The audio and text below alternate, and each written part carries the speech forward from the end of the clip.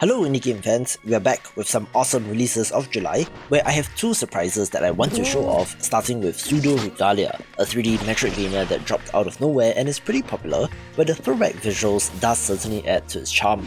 This is an extended version of a Game Jam title, where the aerial movement options is one of the key features that stands out, making full use of the 3D environment. Combat is alright, where exploration and sequence breaking takes center stage, and while it is a shorter experience, clocking in at about 6 to 8 hours give or take, this is also $6 only and is an example of why I love indie games.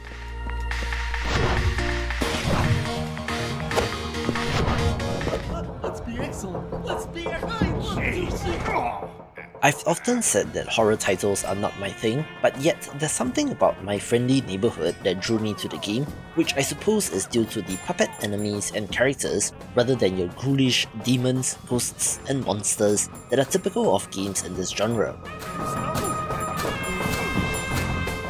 Don't get me wrong, it will still freak you out and it's a pretty well developed survival horror game where it's about finding items, solving puzzles, and even backtracking from one area to the next, also having an inventory system and points back to classic Resident Evil. I do love this game for how it subverts genre norms, perhaps being a more accessible entry for people that don't usually play such games. Do you know why there are so many Vampire Survivors clones? One of the reasons why is that there is a chance of a decent amount of success, where in a sea of mediocre clones that barely sell a handful of copies, yet another Zombie Survivors stands out from the pack, with over 3,000 Steam reviews as of recording, where, by some estimates, translates to more than 100,000 copies sold, which, at $10 a pop, means a gross revenue of $1 million in less than a month. However, this developer has been in the business for a long time, having the experience and pedigree to take the formula and tweak it to make it their own, so for another good one of these, give this game a shot.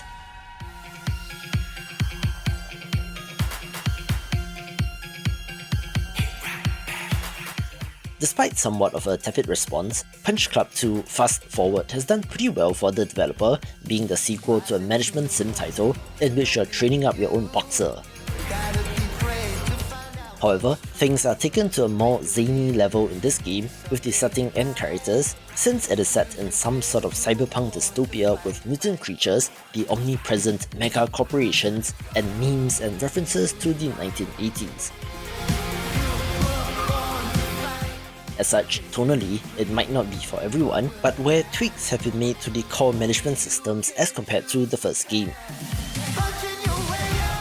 You're training up your fighter, which increases their stats, and then participating in semi-auto battling in combat, where the removal of the stat decay system is a pretty nice change. It is not too difficult as well, and is well made and polished all around, being a worthy successor to the name.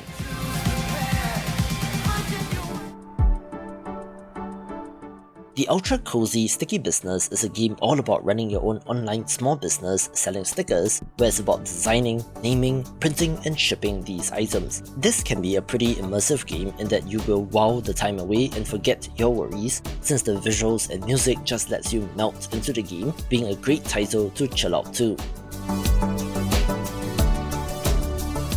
However, while taking on contracts, it is a business after all, and there are deadlines and time limits, where you can even get into debt, but in the grand scheme of things, it is not a stressful shopkeeping sim like Recettear, so you don't have to worry about that aspect.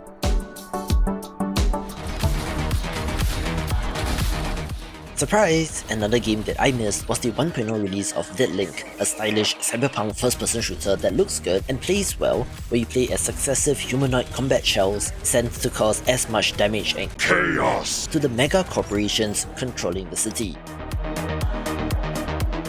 This is a pretty solid first-person shooter with different character classes, with different abilities and special weapons, providing variety in gameplay, where the combat is split into distinct arenas in which enemies spawn in and attempt to kill you. You're able to choose which room to go to next and what reward is at the end of that room in a manner not unlike Hades, where they certainly did pick up great lessons from that game. At this point in time, I do think that there are enough roguelite first-person shooters to make a list, so let me know if you're interested in that in the comments below.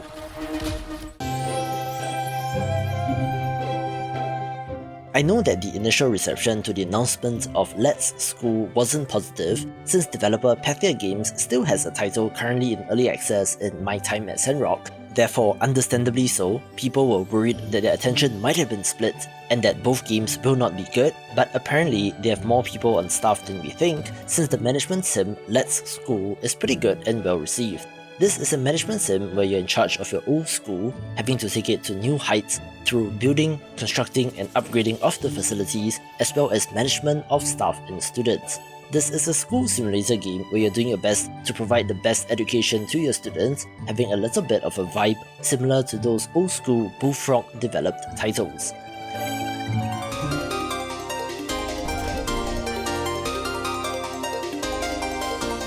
You know me, I'm a sucker for pixel art platformers, which is why Gravity Circuit gets a mention, since this long in development Mega Man-like action platformer is great, and thankfully did not disappoint after being in development for so many years. Like Mega Man, this is set in a world of sentient robots, where you're fighting your way through themed levels on your way to the boss, but where in addition to that, you do have a grappling hook as well.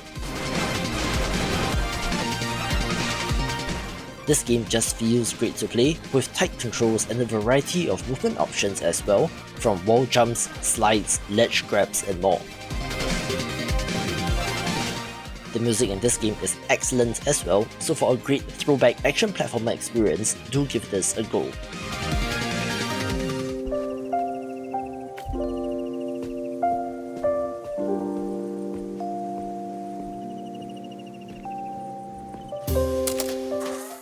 The game that everyone is talking about from July is Viewfinder, a first-person puzzle game where taking Polaroid photographs is the main mechanic. You can then take these photos and place them in the world, making it part of the environment and creating a new area to explore, where seeing is believing in this game and can be rather mind-boggling when you first witness it. On creativity. I'll make sure to keep an eye out and see how this experiment might blossom. I do echo some of the more common complaints of this game in that the narrative isn't the strongest and perhaps prevents it from getting to a Portal-like level of excellence, but the puzzles in this are very cleverly designed and is totally worth your time. I do also like that it does not overstay its welcome, with more tightly designed levels with no fillers, where it's short, sweet and very good and is an easy recommendation. We need to keep pushing forward. Thank you for stopping by. Say pixel art indie game and you already got my attention, where the 1.0 release of this action roguelite continues to build upon a strong foundation, being a fantastic one of these to check out. There's plenty of meta progression and unlocks from run to run, as well as a curious support of up to 4 players in co-op, but is also playable solo, where there's certainly Hades DNA in this game as well, with how progression and the weapons work. So if you love this genre, do give Ember Knights a go, where you can find more gorgeous pixel art titles like Songs of Conquest in this video.